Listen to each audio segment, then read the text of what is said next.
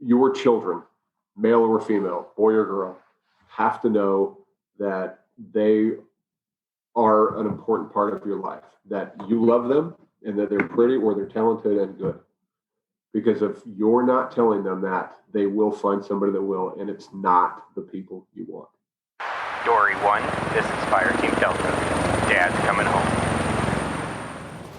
Welcome to the Military Veteran Dad Podcast, where it is our mission to bring every dad home. I am your host, Ben Cloy. I'm a United States Marine veteran, husband, and a father.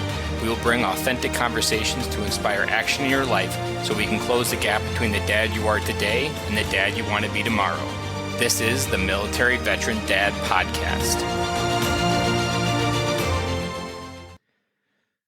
Welcome back to Military Veteran Dad. This is episode 114. I am your host, Ben Cloy, and if this is your first time listening, you picked a hell of a good episode to dive into this podcast because today's episode with Joshua Johnson is just an incredible story of a man who served over 30 years in the U.S. Army, 20 of that being in the Special Forces Green Beret, still has his family on the other side, still has his marriage, has two great kids who have gone out into the world, got married themselves, and it's just a great example of what we talk about in this podcast about building a legacy of family and doing it diligently and recognizing you're going to trip up along the way because there is no one perfect book for fatherhood. And Joshua just provides a great example of what that looks like for us. So without further ado, let's just get started with Joshua Johnson today. And if you want to hear my big takeaway, as always, go ahead and stay tuned for the other side of this episode, and I'll be back with you. Welcome to the podcast, Joshua. Hey, thanks. Thanks for having me on. Your story is going to be really good because you said you were in the military for 31 years and you had a family in that thrived, that just didn't get through. You guys were able to get through and everything is still in one piece on the other side of that. So I'm super excited to get this episode out to the audience because I know your story is going to help many military dads find a better way home for themselves. So go ahead and tell us a little bit about yourself, your military career, and your family life. Yeah. Okay. So my name is Josh Johnson. Like Ben said, 31 years in the military, just about 32 by the time I retired. I did my first 10 years as a military policeman and realized the error of my ways and that nobody likes MPs. So I went Special Forces, did the last 22 years at 1st Special Forces Group. A ton of deployments, ton of trips away from the family, but recognized that I was a much better person with a family than I would have been without. So my wife and I sat down and came up with some pretty clear guidelines as to how we were going to do how we were going to balance between being in the military and being a dad and being a family, mostly based off the fact that she's a better person than I am. We made it work. Did you see yourself having a family early in life, or was it something that like you didn't fully figure out whether you wanted a family or not? So Amy and I dated through high school and we married young. So we got married about 6 months after I was in the military, 18 years old. Didn't know what we were doing. A couple of knuckleheads. A baby came along soon thereafter and forced us both to grow up a little bit. Probably not as fast as we should have, but faster than those around us. So it worked out. In those early years, is there something that you really realized that you had to grow up more? Or what was like those first years like where you realized like this is something that I wasn't doing enough in to grow up? So there's kind of a defining moment that made me realize that I had to be an adult. I'm 49 now and still haven't quite figured out how to do it, but I knew I needed to be one. But so 18 years old, I was actually a reservist at the time. I'd just come back from basic and AIT. Was working construction. This is Utah in the late 80s, early 90s. I was getting $5 an hour, no overtime. As many hours I wanted, but no overtime. Had a little baby. We were making rent. We were making our one used car payment. But my son got some ear infections and needed to get tubes in his ears. Didn't have insurance. I was doing construction. I was a National Guard. They don't, TRICARE doesn't count for the family for that. Ended up having to go on state assistance to get tubes in my kid's ear, and I thought, that's not the right answer. I don't need to be. I shouldn't have to be reliant upon somebody else to provide for a kid that I'm responsible for. So again, 18, not a lot of options. Didn't go to college. Didn't have a great job. It was a fun job, but it was $5 an hour, which again, terrible money even back then. But we were able to make it work. So my wife and I sat down and said, "Hey, we're going to be on welfare. We might as well earn our welfare, join the Army, and get TRICARE insurance." And so we went active duty from there. The thought at the time was, "Hey, you don't want to make this a career. What do you want to do in life?" Well, cop seems like it'd be a cool thing to do. Let me join the military police. So it was a kind of a solution just to a temporary problem, but then it ended up being something that brought into a whole lifelong journey. Yeah, it absolutely did. So, I mean, the military was good to us as a family. It took us to some pretty cool places. We got to go to Alaska, went out to North Carolina where we had some family, and that was pretty influential for us. We went to Belgium. My wife and kids absolutely loved that. It was okay, for me, but my wife still says it was her favorite place to be. Ended up at Fort Lewis, Washington. Was able to take some pretty cool family trips, in and around the area. We served in Australia for 2 years. The kids were a little bit older; they were in college, but I was able to bring them out, for a semester each. And so, as a whole, the military treated us pretty well.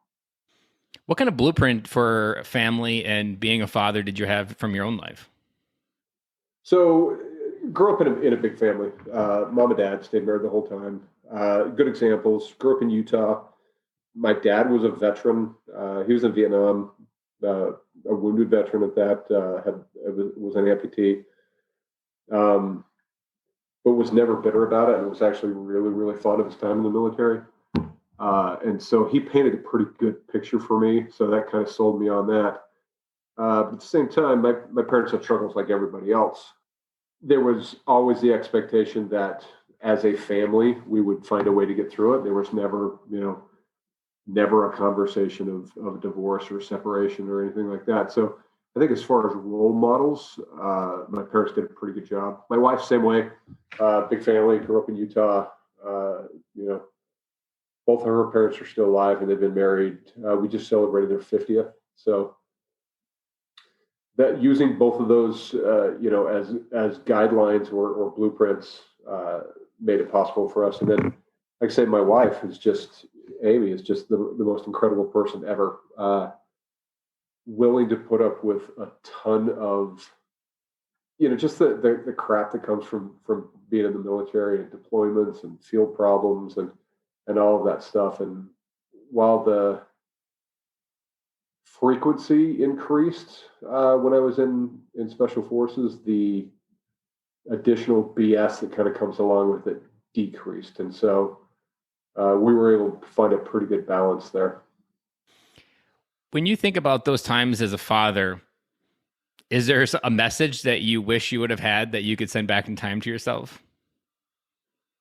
One of the big things that I see, so I made it all the way up to the rank sergeant major in the Army. So E9, served in most positions that an NCO does, to include, first sergeant time, where you are directly involved in people's lives, when it comes through, marital issues and family advocacy and all that other stuff. So you get to be far more included into things that you probably wouldn't want to be. But I saw a lot of guys that, they would go on a deployment, they would come around and they would come home and they would immediately demand that they were in charge again. But the problem is situations changed. 6 months ago, kids were in first grade. Now they're in summer school. Mom now has a job. Things now they're riding the bike. Changed at the house. Now they're riding a bike. Just all these things. It is a completely new environment that you're moving into. But it's not the memories that you had, when you left. Things were awesome. Things were exactly the way you wanted them to be. And you were in you had a position of authority within a family as a father. So my wife and I later on developed, what we called the Reintegration Plan, and we were very strict about it. And if I could if I could get anyone to listen to this, that's still active duty, and it's in every position of authority that it was in, I made sure that I at least shared my views. It was a 4-month transition program. Week number 1, I was a guest in somebody's home, and I needed to treat it that way. Week number 2, I was a family member in somebody's home, but I wasn't in charge. I was essentially had the responsibilities of kids. Somebody was going to tell me what to do. I was going to be given my chores. I was going to help out around the house. Week number 3, I started to have more conversations with my wife about the why things were happening. And then week number 4, we went back on equal footing as parents. And that transition program, that mirrors exactly what we do when we go in and do a rip in theater. Hey, I'm going to get in. I'm going to follow you. I'm going to do a right seat ride, and then you're going to do a left seat ride, and I'm going to be in charge. But you're still going to be there. You're going to still be responsible. You're going to show me the way things are, and then we're going to sign our transfer of authority, and now I'm in the seat. Well, if that works for the military, why can it not work for a family? We protracted it out because, in my opinion, the family dynamics of 2 teenagers is far harder than the tribal dynamics of Afghanistan, and so we opted to go for that that 4-week plan. And when we followed it to the T, and we did our best, it worked really, really well. Those times that it was me that got impatient and wanted to have more of a say than I probably had the right to, friction ensued. Again, my wife, being who she was, would pull me aside and say, "Hey, we've got an agreement. You're better than this. Stick to the plan. It works." And so we did. So yeah, if I could go back in time to the earlier times where I was deployed or going on a field problem or whatnot, I absolutely would have abided by that. Just strictly to a T. And maybe scalable. If you've gone on a 45-day field problem, you probably don't need to go a full month of reintegration, but a week or so would have been super beneficial. So you had 31 years to think about this question, and I'm interested because you've had to think about it. You painted it beautifully, because those 4 steps are the great process in the military and at home life. To the dad out there that says, "I know better," why is it so hard for military men to think that the same way they do it at work is the same way they can do it at home? Yeah, because at home, it's the only place that we really feel like we're in charge. But if we step back and take a look at it, we're not. There's a movie a couple of years ago called My Big Fat Greek Wedding. There's a scene in there where these 2 old Greek women are giving young advice to a young lady that's going to get married. And she's like, the man, he is the head, but the woman, she's the neck. She tells him where to go. She turns him left and right. And if you think about it, that's 100% right. You can be the figurehead of the family all you want, but if you don't have the backing of your wife to tell you what the ground truth is, you're going to make terrible decisions. So you think about your time in the military when you had a company commander that would come in, or a first sergeant that would come in, that would just start throwing a fit over an SOP violation that made sense on paper but didn't make sense on ground. And so the first thing you've got animosity towards him, and that guy doesn't know anything, and he's an idiot, and yeah, I'm going to do what he says because he can take my rank, but this is crap. And then you've got that first sergeant that comes in and he takes a look at it and goes, "Hey, here's what the SOP is. Why are you guys doing it this way?" "Yeah, okay, that makes sense. What can I do to support you?"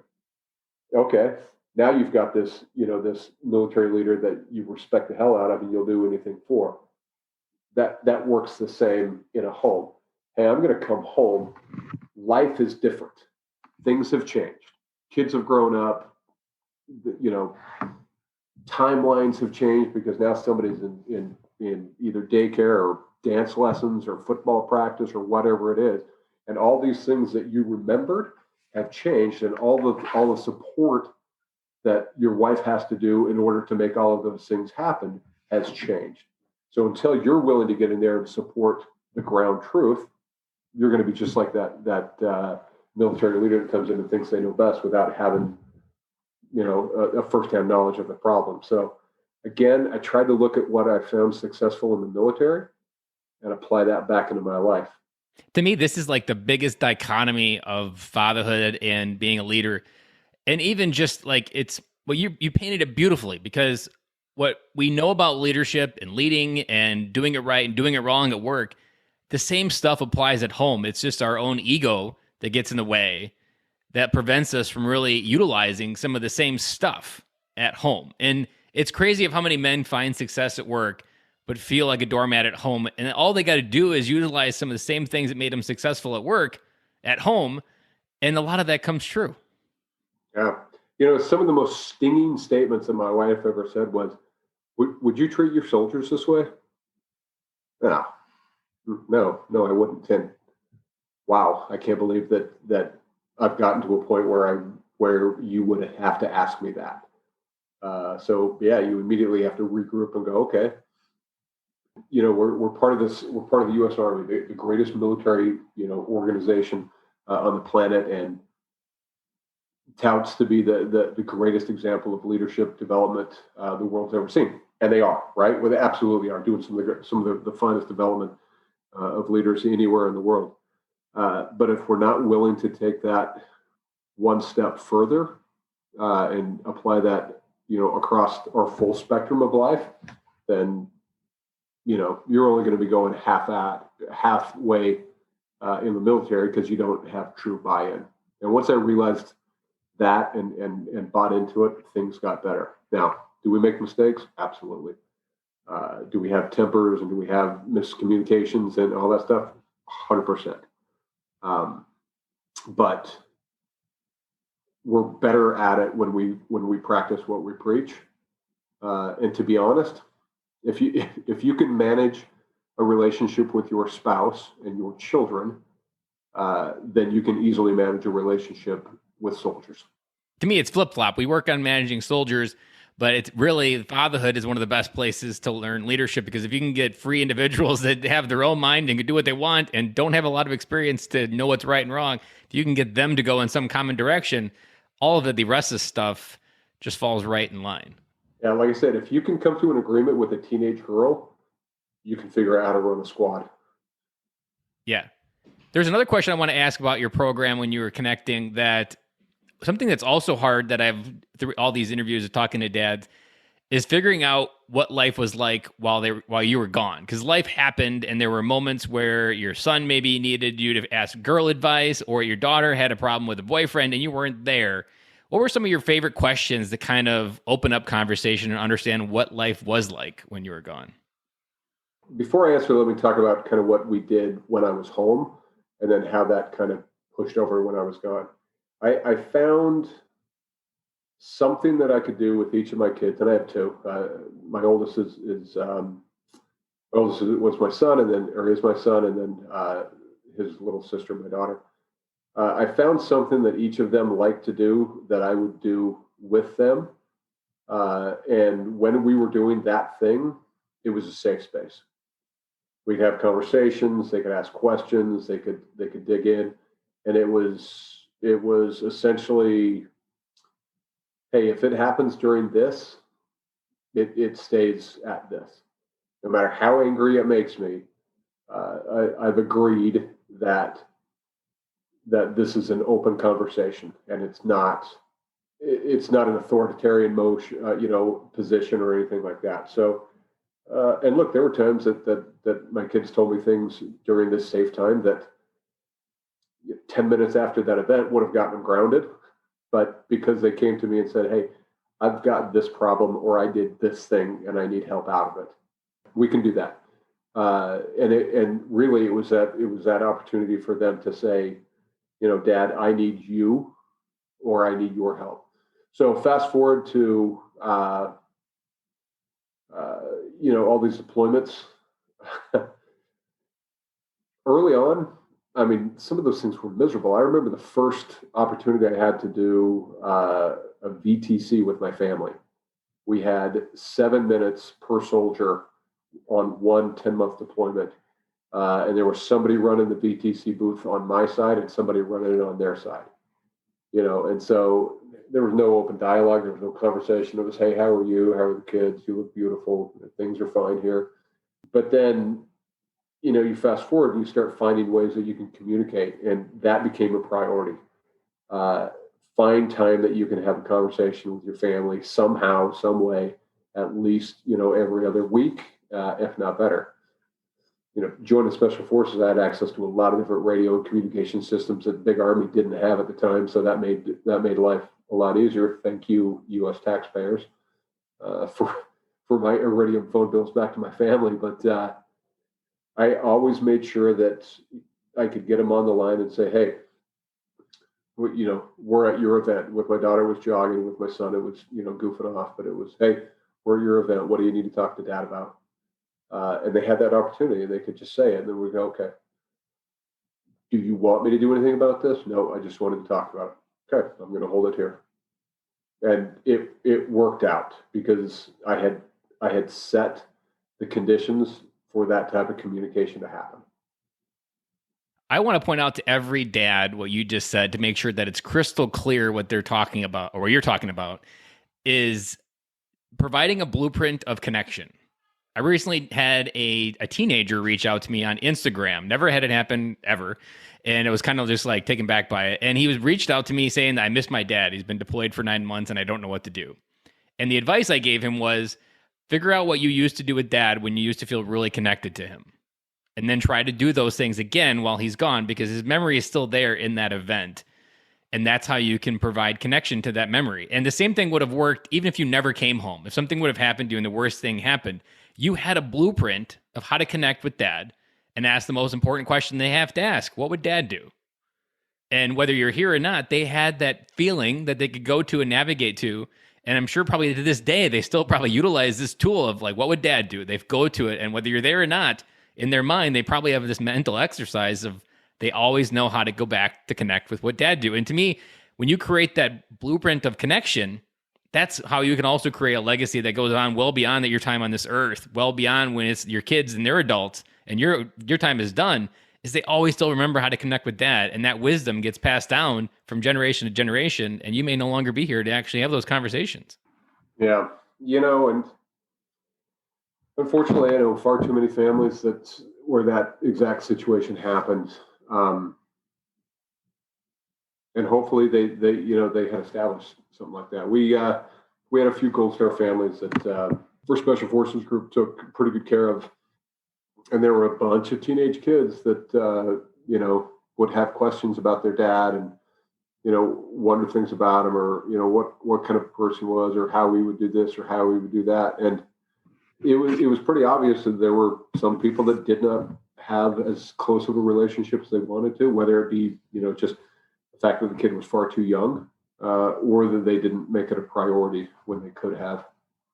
I also want to highlight something because I'm probably pretty sure the answer is that you did a good job of this and your kids know who you are.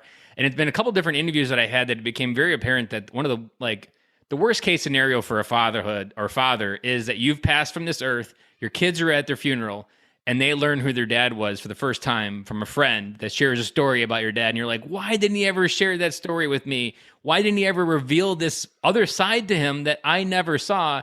And it's already too late. And then you just gifted your kids this big guilt because they never knew who dad was. But it's those connections that you did that I'm sure that they know who you are as a person. They know some of the stories. They know what dad ticks. And to me, like one of the worst things we can do as military dad is withhold who we are, because we live such a rich life in the military. I mean, you got 31 years of adventure and adversity and just dealing with crap. To me, that's a rich life that if you can gift even a small margin of that type of wisdom to your kids, they will go into the world as that much better of an adult and understand how to help change it because they've learned from your shortcomings to help maybe prevent them from being their own shortcomings. Yeah, that's true. It's interesting. You also have to realize that, kids are developing into people. They're not your kids. They are, but they're becoming their own people. In fact, I remember I came back from one of my trips to Afghanistan, and I was pulling into the neighborhood as my son was pulling out, and he had been at work, and he couldn't come for whatever reason, he couldn't come to when I was getting off the airplane, and it happened so often that if he missed one, like it was understandable. But we both jumped out of the car and gave each other a hug. And he had grown into a man. Like in 1 6-month deployment, he'd gone from being a skinny little teenage boy to just being a full grown, or at least full sized man. And that's when it really hit me that, man, there's people change while you're gone, and things happen in your absence, and you've got to recognize all the newness that they've grown into, but it's kind of a shock to you. So yeah, you're right, that blueprint connection, that's super important. And look, I wasn't perfect at this, and we practiced it and we tried it, but we made our mistakes. There's plenty of times where Dad didn't act nearly as well as he should have. And now that I'm on, I don't want to say the backside, but at least both my kids are married. They're starting their own families. I've got massive levels of regrets for some of the things that I either said or did or didn't emphasize enough. To be honest, to me, missing cues from my kids holds a greater level of guilt than anything that ever happened in the military. But it was because, of what my position is and what my position stands for. I was their dad. I was their father. It was my job to take care of them and look after them and develop them before I did anyone else, right? My posterity, my responsibility. And when I miss the mark on those, it cuts pretty deep. What you're also speaking to is the dichotomy of military service, and which is also a trap for military dads because it's a noble service. People serve in their country, and no one's going to call you out for doing it. And then there's also a lot of ways you can hide in your military service and come up with ways that, like, I need to do this because it's what I need to do. And then you sacrifice your family time for the sake of serving your country. And you almost can, by hiding in that, then you're even magnifying what you also talked about of not creating those connections. And it's such a hard thing. And when I've switched, or what the big things that I've learned on this podcast is the biggest thing that most military veterans get stuck on is they focus on the legacy of their service. Whether they're serving, they always think about, like, what's this service going to mean? But it's really about, what is the legacy of my family going to mean? And when you make that switch, then all your different priorities change, your focus changes, what really matters changes. And it led me to this Cloyism that I've come to call it, that what we do on this earth is important, whether it be a sergeant major in the Army, but what we leave behind is 10 times more important. And very often we don't have it prioritized that way, that we always have it working on these mountains that we're climbing, this stature that we're climbing, this status that we're trying to get. And I mean, think of the CEO, how many CEOs or even how many generals out there that climb all the way to the top and there's nobody there with them. Either their kids don't know them. I've heard stories that generals didn't first get to know their kids until they joined the military and they had something in common to talk about. Like, to me, like, that just breaks my heart because there's just such a missed opportunity for the father to really know who his kid is and his kid to know who his dad is. Like, this is a hard podcast and a hard mission because there's so many different shades of that fatherhood within the military. Yeah, there's an example right now.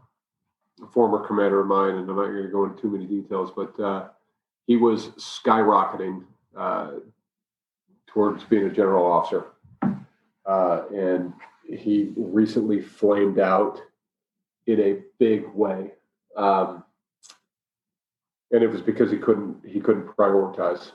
He just gave far too much to the military. And when there, suddenly was a family demand, he didn't react well, and it went terribly wrong for him. So, I always try to tell my guys, it's a sliding scale, right? There's going to be times in the military where I'm going to ask you to give 90% Army and you can only give 10% family. But there's going to be times that you have to prioritize 90% family and 10% to the military. Take leave, take a vacation, get on a 4-day. If there's nothing to do, go home. And I know that's very unlike what a lot of the military, serves, right? You're there from 6:30 to 7:00. Military pours a very long, strong Kool-Aid of this is just the blood that you are. Yeah. And I had a boss one time that said, hey, if you don't have anything to do, just sit over there and do nothing. until it's time to go home. Oh, what a horrible thing to Right? say. But we see that, you can talk to anyone in an infantry unit and they'll tell you, I'm going to work really hard until about 2 o'clock, and then I'm going to go sit in the barracks room while my platoon sergeant has his first sergeant meeting, and then my platoon sergeant has a squad leader meeting. Then my squad leader comes down and panic sets in because one truck wasn't cleaned, and so we got to go sweep out the motor pool at 1700, even though I've been doing nothing for the last 3 hours, right? So when I got into a position where I could manage that, I didn't let it happen, right? It just,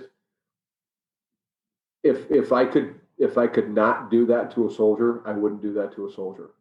And as a first sergeant, I remember going to the motor stables because Sergeant Major found some truck that was offline, and he demanded that headquarters company go and fix their stuff. I'd send my guys home. We were done for the day. So there it was, First Sergeant Johnson out there lining up trucks until 1800 at night. But guess what? It was an easy task. It was no big deal, and I had soldiers that weren't just angry because they had been sitting around waiting for leaders to give them direction. And I just, time and time and time again, I'd talk to my soldiers, and that would be the complaint. So take that home. Don't make your family wait around on you. If you're unavailable, give them the freedom to go do what they can and should be doing, and then you get lashed up to them, not the other way around. If I ever have the opportunity to speak into any component of the military, as far as in front of a company or anything, the very first story I'm going to lead with is my worst dad moment. And that worst dad moment is going to do two things. One, I'm going to prove that by sharing the most vulnerable story of who I am, I didn't explode. Because often that's where we feel as vulnerability is going to lead us in the military, is that this person's going to explode on the wall and there's going to be vulnerability on the wall and my emotions are going to be everywhere.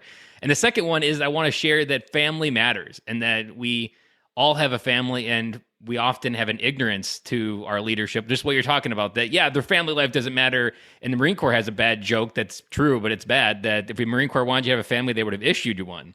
And I'm sure it's probably similar versions of it in the Special Forces. It just speaks to that we need to acknowledge that people have lives and we have a mission to serve, but if we don't do that, I mean, that's why people get out of the military, is when they get done, they get tired of playing games. They get tired of people just abusing their leadership because they can, and that just leaves bad taste in people's mouth. And when you're talking about the sliding scale, I've often equated it to a credit card, that you're borrowing time from your family in some instances, but you can pay a credit card back and you can pay it with interest and you can get it back down to zero. And so when you're gone and when you're at 90-10, you know that when you're back, you got to make sure you're doubling down and that you're really there and making sure that you reinvest that time that's gone. And there's probably moments that you probably had where that something was the last time with your kids and no one told you that. And then one day you're like, oh, that was it.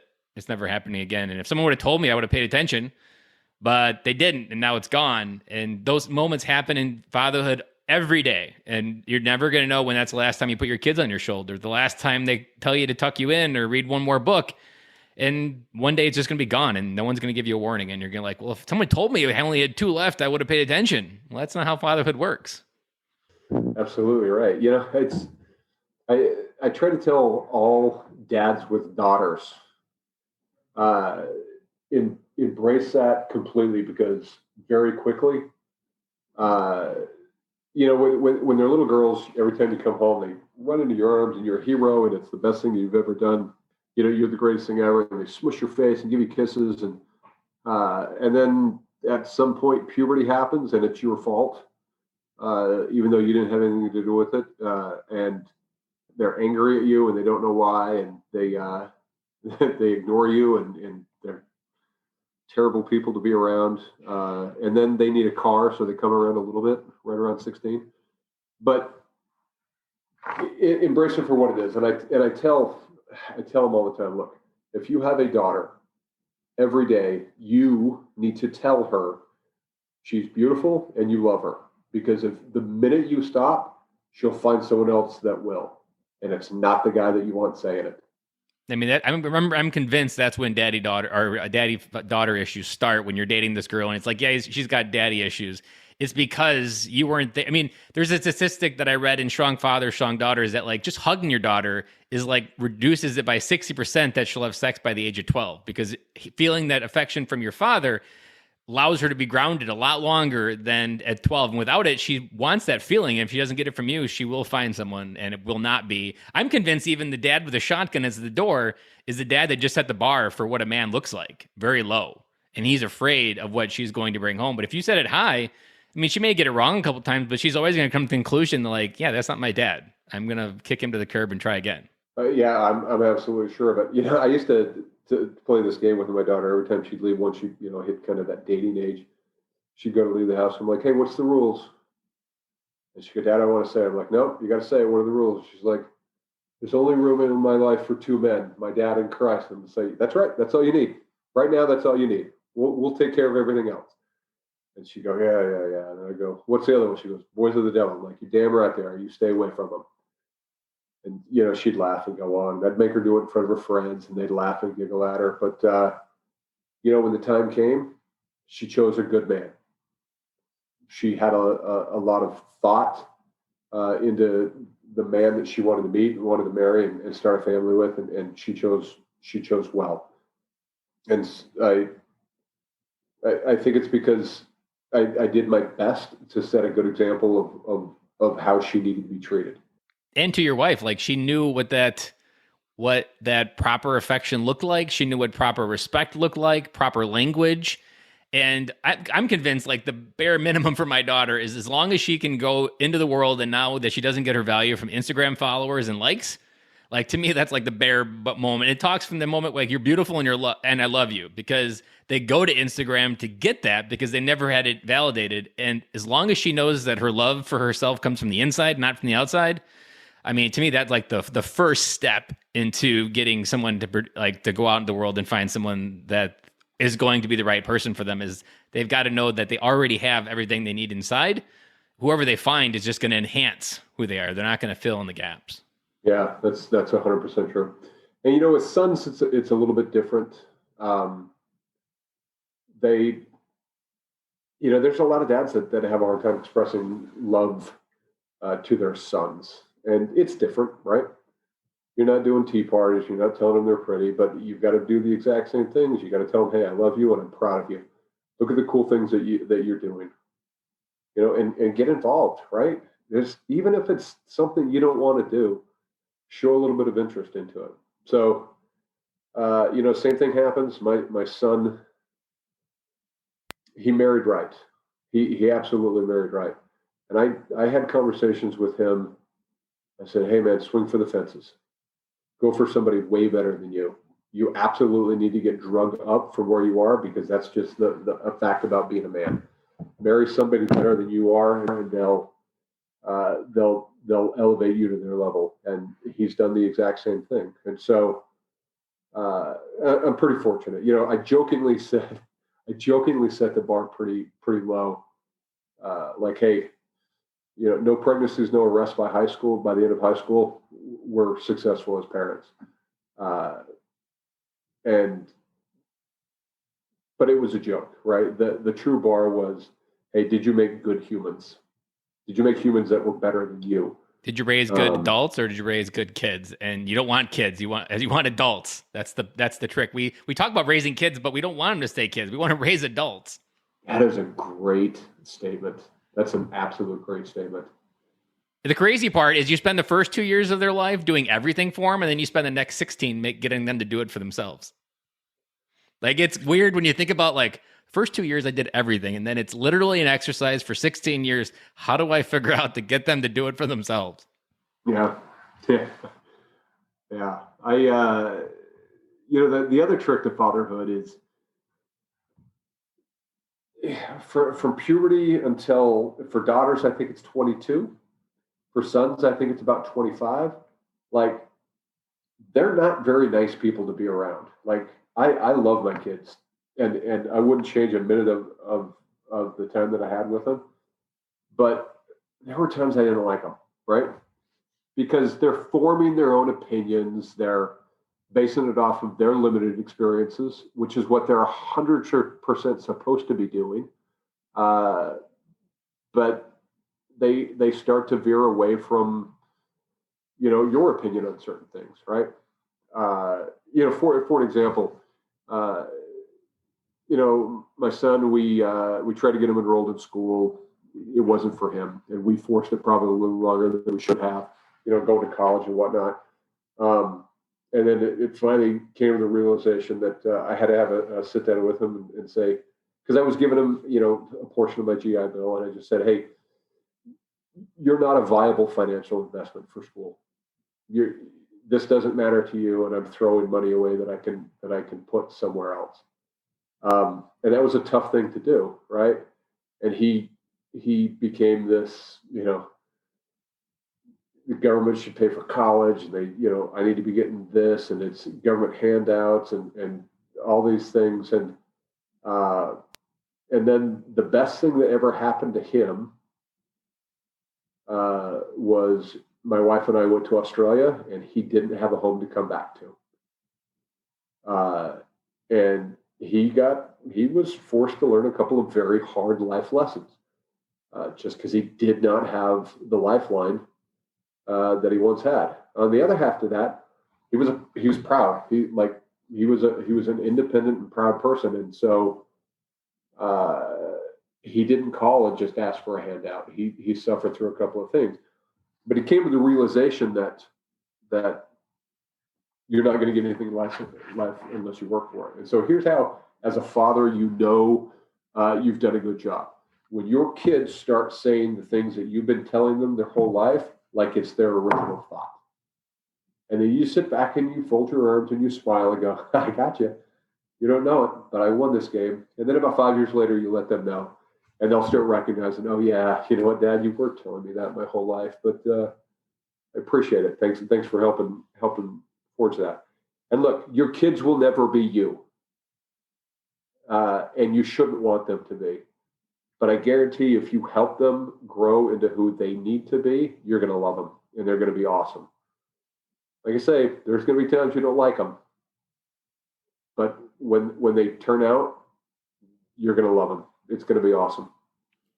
And what you just spoke to right there at the end is why I believe in this podcast so much, because military fathers, like I said earlier, we live a rich life. We know we have so much life experiences built up into us that we can help our kids really figure out who they are in a way that only 7% of the population can do. And to me, if we can do that, we have the ability to create a generation that is just 10 times more capable. Like I've said, I don't want my kids to have a better life than me. I want my kids to have a more capable life than me. Capability comes through story and adversity. Military dads are best armed with this, and we have such a great opportunity to do what you just said, to put kids out into the world that truly understand who they are, where their gifts are uniquely met to help make the world a better place. And that is, to me, the best reason why military dads need to come home and recognize that our family is our legacy, because you're talking about generational impact and measured in not just decades, but centuries, because one dad decided to be a good dad and come home, and his kids decided to go out in the world and change it. Like, one dad can do that. Yeah, and it's a tangible generational legacy, right? That is your family. You can develop soldiers all day long, but in 3 or 5 years, they're gone. And you're probably going to see them on Facebook, and you may run into them in the PX, 6 years later when, your privacy opportunities aren't. And there's going to be a little bit of pride there, right? But at the end of the day, we all, once we retire, there's a few folks that you stay in touch with. But you're out, right? But with your family, it doesn't have to be that way. So I was fortunate enough that, in SF, we right or wrong, more right than wrong, I would say. We give guys a little bit more of an opportunity, especially if they've, done 20 years, to get themselves ready to separate from the military. I was given some time, probably more so than the average, certainly more so than all my sergeant major, conventional sergeant major friends, but definitely more than I think a lot of other people get, just to go, as my boss said, learn to be a civilian.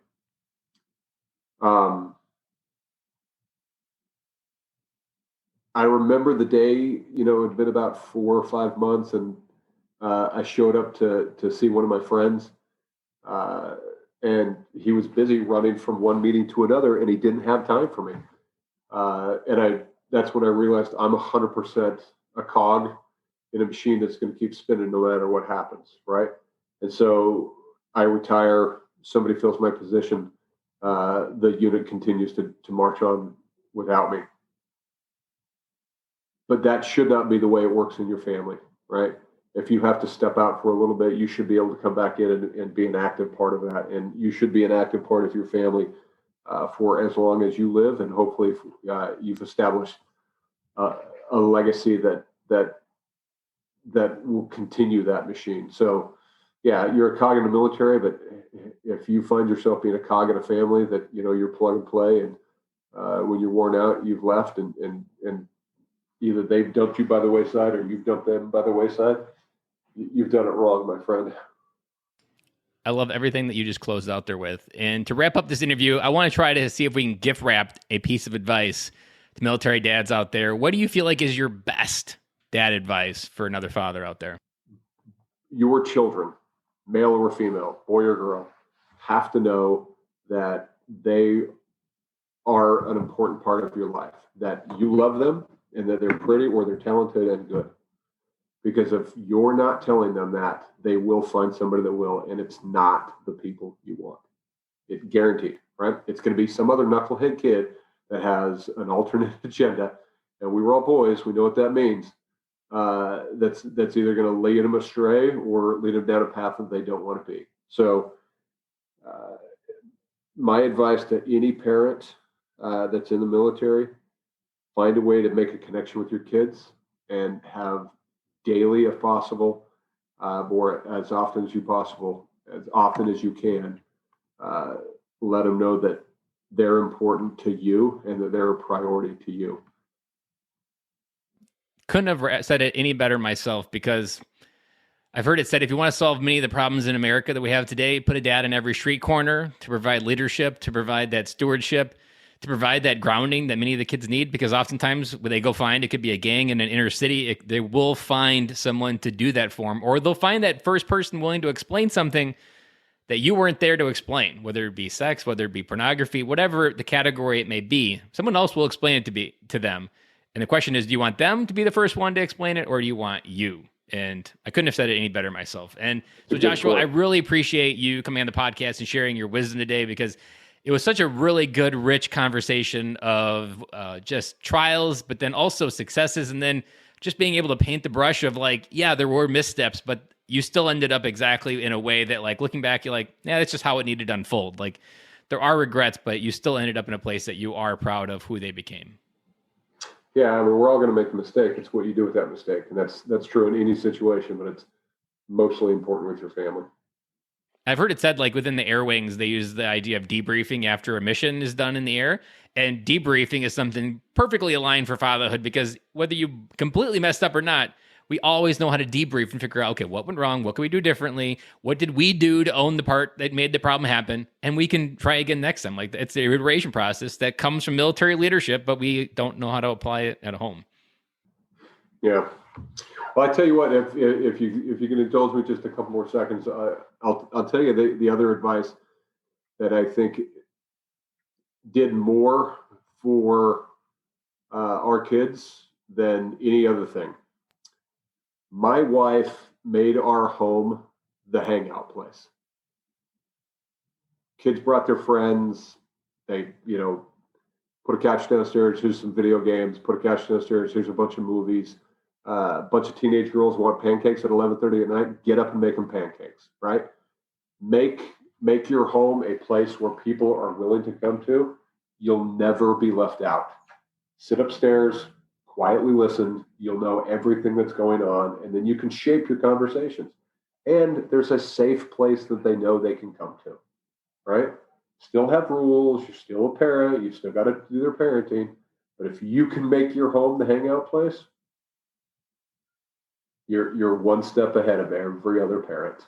I'm not sure I like that advice. And I'll tell you why, because it's more ironic than anything. This past year during the pandemic, our house has become the cool place.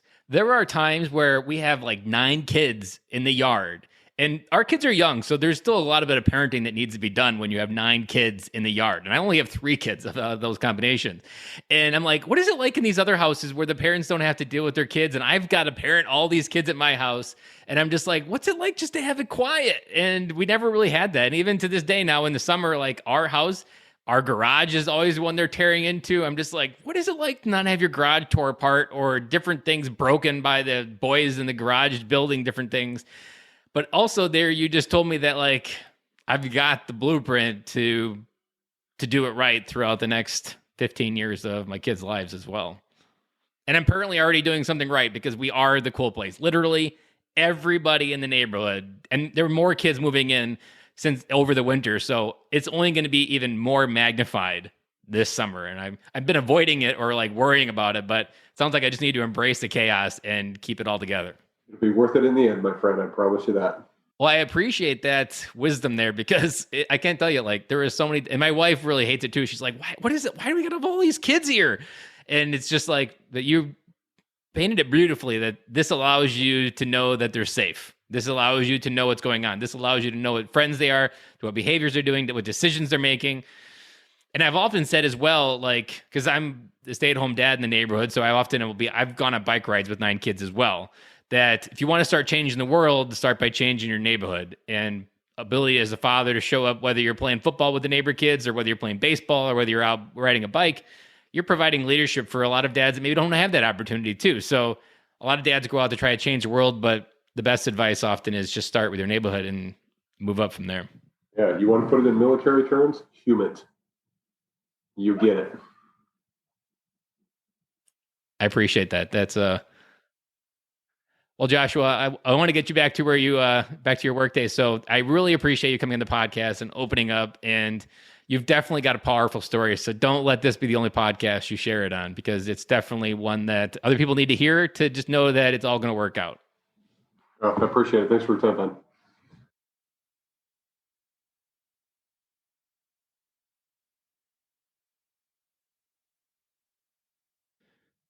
Thank you for listening to today's episode. As I said in the beginning, Joshua Johnson just provides a great example of how the exercise in marriage and fatherhood is an exercise in maturity and growing up. And in both of those contexts, Joshua just gives a great example of how it's not always going to be perfect and he's going to have to learn and how to figure it out. But as long as we rise to the challenge and accept the feedback that comes to us, we can go out into the world and be the fathers and husbands that we want to be.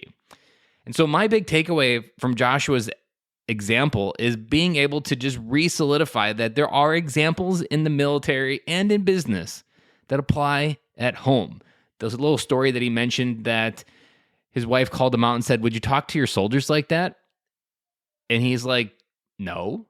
And that moment where he's like, "Oh, I did do that." Those moments exist in all the dichotomy that is fatherhood and marriage. There are always examples where you are already executing at work, but you're not translating and correlating the same kind of ideas to your life at home. The language, the communication. We often, in many cases, and I've fallen victim to this as well, where we start yelling at our kids because they don't do what they want them to do. But we wouldn't do that to someone at work. Well, why would we do that to them? If we're raising adults, why wouldn't we treat our kids in the same fashion we want them to be treated and accept to be treated and expected to be treated when they grow up and be adults? There's just those little micro moments where you realize that the things that you're doing at work do apply at home, and you can have the best of both worlds. You don't just have to find success at work and just feel like you're drifting at home. There is a better way. And speaking of better way, if that episode, if that little rant there resonated with you, if you want to understand how you could bring that success at home to, or success at work to your home, go check out bencloy.com. There is a free 45-minute discovery call there. I always love having conversation with dads and helping illuminate, because often what we need is just a few degree course correction in the right way to get us where we need to go. That we're not on the complete wrong path. We just need to twist the azimuth just a few degrees to the left or right, and that can change our entire direction. Go ahead again, check out bencloy.com. So closing out Monday's episode, I hope you have an amazing week. I hope that you take this episode and Joshua's story to heart and understand that you don't have to do it alone, that there are people out there that can help. And this story and this episode helped me, and I hope that it helps you. So go out there, have a great week, and I will talk to you guys again on Friday.